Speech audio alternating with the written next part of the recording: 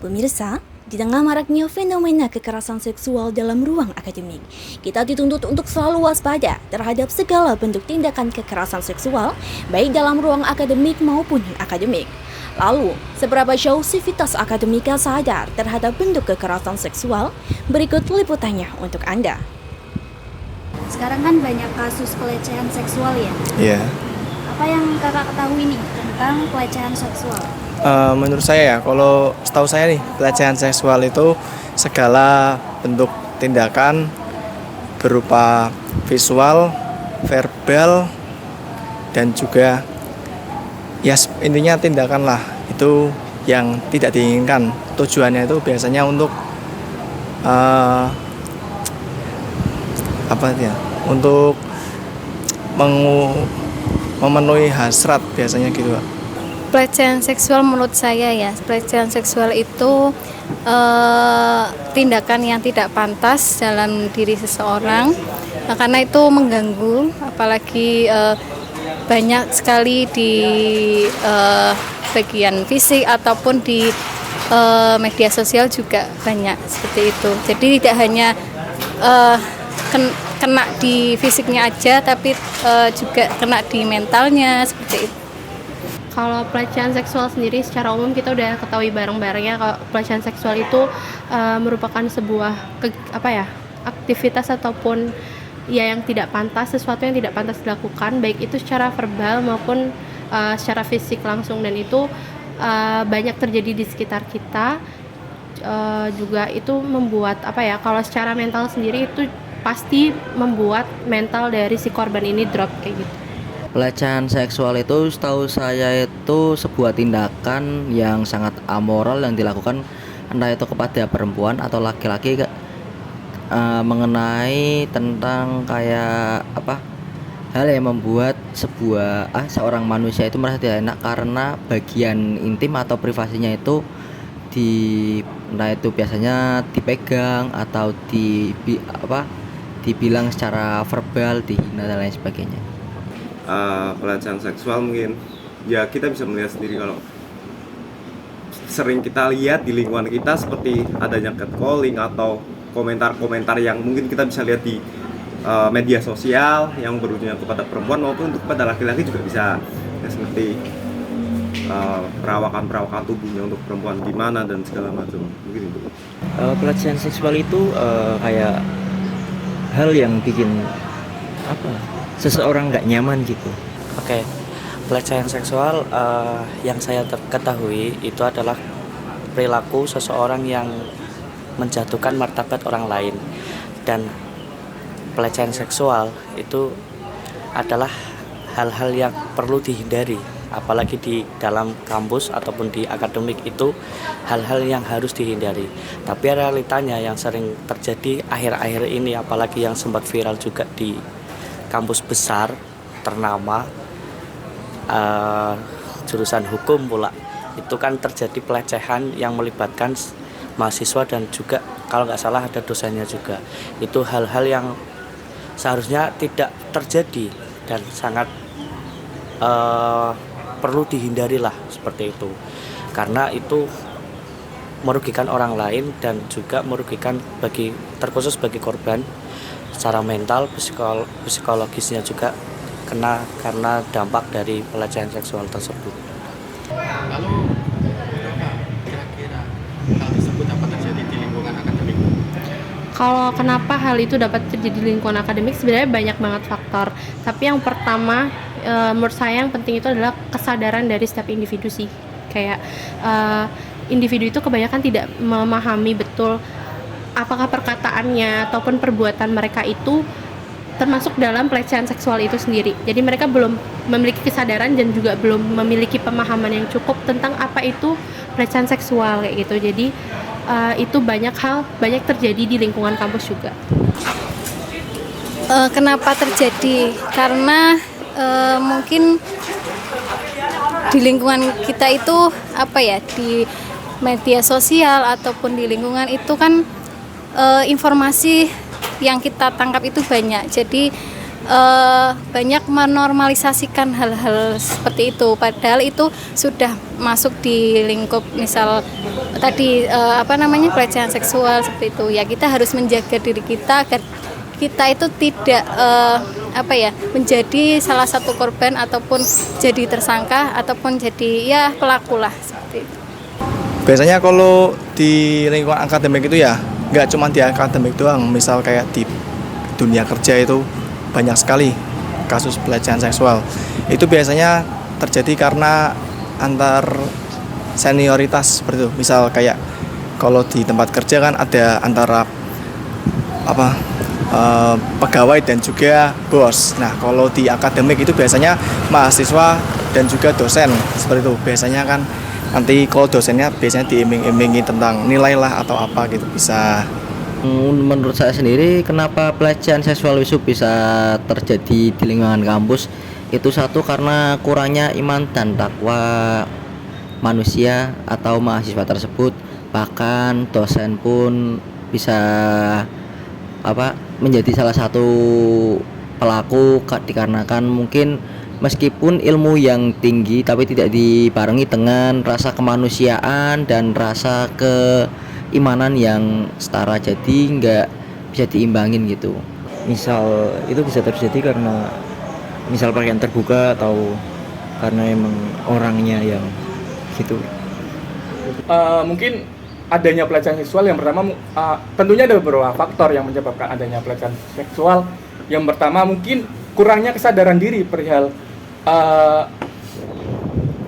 harga diri per masing-masing individu tentunya. Maka dari itu mereka tidak bisa menjaga diri mereka, bahkan menjaga orang lain. Itu mungkin faktor utama yang menyebabkan adanya kekerasan seksual di lingkungan kampus. Oke. Karena bisa terjadi itu kita ketemu antara laki-laki dan perempuan, dan di sana dari masing-masing personal itu kembali lagi bisa mengendalikan hawa nafsunya apa tidak. Dalam arti ketika ketemu atau berinteraksi kepada perempuan itu bagaimana, dan kembali lagi dengan kebiasaan yang sering dilakukan dari personal itu bagaimana. Kalau sering melakukan hal-hal yang negatif, mohon maaf, kalau yang negatif itu pasti akan menimbulkan hal-hal yang tidak diinginkan ke depannya. Nah, itulah efek dari kegiatan negatif yang dilakukan dari personal, dan pasti akan menimbulkan ya kejadian-kejadian itulah, seperti contoh pelecehan seksual. Dan sering terjadi juga rata-rata yang melakukan pelecehan seksual ya dari personalnya itu biasa melakukan hal-hal yang konotasinya sama dengan yang dilakukan pelecehan seperti itu. Motifnya ya banyak, di era sekarang itu di media sosial juga ada, apalagi kan sekarang media sosial banyak menyinggung terkait fisik ataupun mental juga, terus itu juga salah satu bentuknya seperti itu. Dan kalau kita mengerti akan hal itu ya kita harus menjaga diri seperti itu. Kemudian bagaimana sikap kakak ketika kakak tahu atau menyaksikan langsung orang di sekitar kakak menjadi pelaku pelecehan seksual?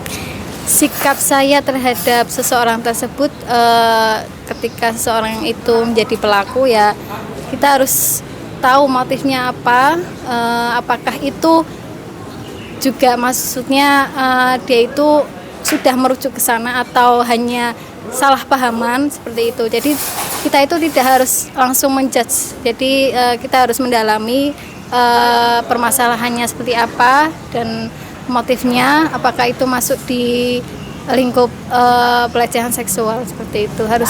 Kita harus pendekatan terlebih dahulu. Motifnya tuh banyak, dari pelecehan verbal gitu. Kalau dari saya sih faktor kekerasan seksual itu yang pertama dari hal-hal yang sering kita amini atau sering kita sering kita anggap normal. Jadi ketika kita menganggap hal yang normal tersebut menjadikan hal itu wajar. Kemudian faktor dari kekerasan seksual itu karena mungkin setiap individu masing-masing manusia itu kan berbeda-beda, baik itu jenis tampilannya maupun hal itulah yang menjadi memantik kita membuat hal tersebut. Biasanya bentuk pelecehan seksual di lingkungan akademik itu tergantung berbagai macam, ada yang secara fisik, ada yang verbal. Nah, kalau secara fisik itu biasanya terjadi kayak begal area intim, setelah itu ada kayak ajakan, itu termasuk verbal, ajakan berhubungan seksual secara sepihak lalu memaksa korban untuk melakukan itu. Kalau dari bentuk sendiri ya, bentuk itu sebenarnya banyak banget, entah itu antar mahasiswa ataupun dari dosen ke mahasiswa.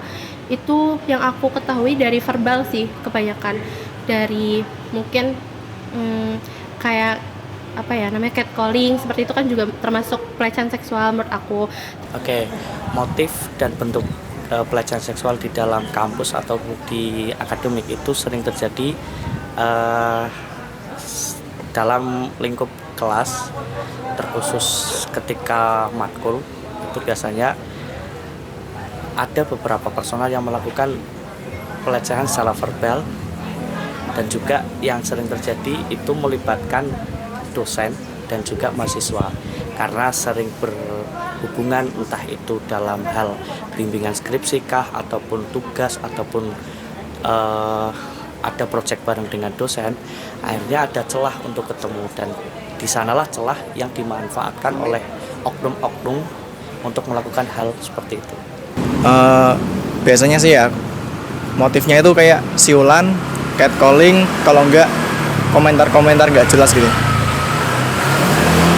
Kemudian bagaimana sikap kakak ketika kakak tahu atau menyaksikan langsung orang di sekitar kakak menjadi pelaku pelecehan seksual? Ketika saya melihat langsung, saya laporkan sih ya ke sama pihak yang berwenang gitu. Semisal masih terikat dengan kampus, saya laporin ke kampusnya gitu. Kemudian bagaimana sikap kakak jika kakak atau teman kakak menjadi korban pelecehan seksual? Ya nggak bisa tinggal diam ya, masa teman sendiri diamin ya. Sama kayak tadi juga, langsung lapor. Terus misal kalau sudah ketemu korbannya, ditanyain baik-baik dulu kenapa mau pelecehan seksual gitu. Bagaimana sikap kakak jika kakak tahu menyaksikan langsung ada orang di sekitar kakak yang menjadi pelaku dari pelecehan seksual tersebut? Kalau menyaksikan langsung mungkin membantu korban, terus misahin korban dari pelakunya dulu. Cukup sepakat dengan kawan UAS, tapi saya sedikit menambahnya bahwa mungkin kalau saya jelas akan melarang atau bahkan kita coba bantu, karena pelecehan seksual itu sifatnya antara konsen atau enggak. Ketika dari kedua orang itu tidak konsen, itu bisa disebut pelecehan. Ketika dua-duanya memang menyepakati akan hal tersebut, ya belum tentu bisa disebut sebagai pelecehan seksual. Nah, maka dari itu tetap saya akan coba larang, karena memang itu melanggar norma dan juga moralitas di lingkungan akademis. Selanjutnya tetap saya bakal advokasikan itu ke pihak yang berwajib, misal dari Satgas PPKS seperti itu. Ya itu tadi kita harus pendekatan. Kenapa dia melakukan seperti itu? Apakah motifnya itu langsung ke dampak pelecehan seksual atau itu hanya kesalahpahaman seperti itu? Jadi harus mengetahui asal usulnya terlebih dahulu, motifnya apa. Ketika saya melihat langsung, saya laporkan sih ya ke sama pihak yang berwenang gitu. Semisal masih terikat dengan kampus, saya laporin ke kampusnya gitu. Sejauh ini aku pernah sih, jadi aku punya teman yang fisiknya lumayan cantik ya, terus ya dia banyak menerima, lebih ke verbal, dia banyak menerima kayak cantik gitu-gitu, kayak kalimat-kalimat yang tidak pantas itu banyak banget, entah itu dari dosennya, kemudian dari petugas TU, juga dari mahasiswa-mahasiswa lainnya. Kalau semisal ada teman saya atau saya melihat sebuah pelaku yang melakukan pelecehan seksual tersebut, saya akan langsung membela si korban tersebut. Mungkin kalau si pelaku tidak tidak bisa diajak kompromi, mungkin saya nggak akan ragu-ragu untuk melawan atau memukul di tempat. Mungkin bisa ditegur atau bisa kita pasang muka kayak nggak suka atau judes gitu, nggak ditanggapi catcalling tersebut, karena biasanya ada beberapa orang yang di catcalling itu malah kesenangan. Kalau kayak gitu sebenarnya aku lihat dari yang aku lakukan tuh belum benar menurut aku, karena kayak aku masih melihat lingkupnya. Kalau itu lingkup masih bisa aku gapai, masih bisa aku cakupannya tuh masih ada di jangkauan aku bakal ini sih, maksudnya mencoba buat membela teman aku, dan kayak kok kayak gitu sih gitu, melontarkan kalimat-kalimat pembelaan. Tapi kalau itu sudah di depan publik, sebenarnya aku juga belum tahu harus bersikap seperti apa ke pelakunya. Kalau ke korban mungkin aku masih bisa memberikan kalimat-kalimat pendukung dan lain sebagainya kayak gitu. Saya akan membantu proses recovery korban, entah itu secara materi atau secara psikologi, dengan menenangkan korban. Lalu korban tersebut akan saya bantu agar dirinya merasa tenang. Kalau semuanya terjadi trauma pada korban, saya akan sarankan korban untuk datang ke psikiater atau psikolog. Ya nggak bisa tinggal diam ya, masa teman sendiri diamin ya. Sama kayak tadi juga, langsung lapor. Terus misal kalau sudah ketemu korbannya, ditanyain baik-baik dulu kenapa mau pelecehan seksual gitu. Ya melindungi teman saya, misalkan saya lagi jalan sama teman saya terus di catcalling gitu ya, mungkin saya akan menegur orang yang meng-catcalling tersebut. Terus menurut Masnya, motif apa yang menyebabkan korban itu takut melapor? Nah, motif korban yang takut melapor mungkin karena adanya intimidasi dari pelaku, yang itu bisa menyebabkan korban trauma, mungkin nggak mau bercerita dengan teman-teman atau lingkungannya. Itu bukan salah satu faktor kenapa korban yang nggak mau bercerita, nggak mau melapor. Biasanya korban tidak mau melapor itu karena ada tekanan sosial, terus ada karena pemaksaan dari pelaku. Mungkin misal kalau pelakunya itu lebih tinggi hierarkinya atau dalam istilahnya dosen, dan pelakunya mahasiswa, itu nggak berani karena diancam menggunakan nilai. Biasanya nggak berani itu karena ada tekanan, misal dari tekanan atasan gitu. Misal sudah diancam sama dosen atau diancam siapa, atau enggak biasanya punya trauma mendalam soal itu. Mungkin karena satu takut diintimidasi, kedua malu, perasaan malu. Kemudian harapan dari kakak kepada lembaga akademik itu? Harapannya semoga yang lembaga akademik itu punya kayak hak perlindungan khusus buat tentang pelecehan seksual gitu, punya khusus gitu. Jadi kalau ada apa bisa ditindak. Mungkin harapan saya kepada lembaga terkait kekerasan seksual tentunya bisa lebih sedikit menegaskan perihal sanksi-sanksi yang diberikan kepada para pelaku-pelaku kekerasan sosial, karena kekerasan sosial itu sangat-sangat merugikan pihak korban tentunya. Karena daripada itu, dari pihak lembaga terkait seharusnya memberikan sanksi yang cukup menjerakan bagi para pelaku gitu. Harapan saya buat akademik atau lembaga yang ada di kampus ini agar lebih keras lagi dalam memerangi pelecehan seksual, entah itu buat laki-laki ataupun perempuan. Terkadang pelecehan seksual yang terjadi pada laki-laki itu sangat jarang di blow up gitu. Jadi semuanya harus setara. Untuk kampus tolong untuk diperketat lagi aturannya, jangan sampai ada korban-korban selanjutnya. Mungkin lebih ditindak tegas ya, pelaku pelecehan seksual tersebut diberi sanksi maupun hukuman yang lebih lanjut, tidak hanya dibiarkan saja. Kekerasan seksual itu kan setiap perbuatan merendahkan, menghina, ini kalau definisinya ya, menyerang dan atau perbuatan lainnya terhadap tubuh, hasrat seksual seseorang dan atau fungsi reproduksi secara paksa atau tidak secara paksa. Jadi misalkan dipaksa ataupun sukarela Sebetulnya kalau itu melanggar hak-hak asasi manusia seperti merendahkan, menghina, meskipun awalnya suka sama suka, itu juga termasuk juga bagian dari kekerasan seksual.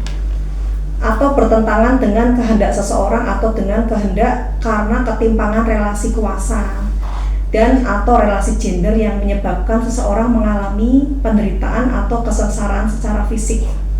Demikian tanggapan yang diberikan oleh segenap sivitas akademika. Saya Farah Azadiba beserta tim yang bertugas pamit undur diri dan sampai jumpa.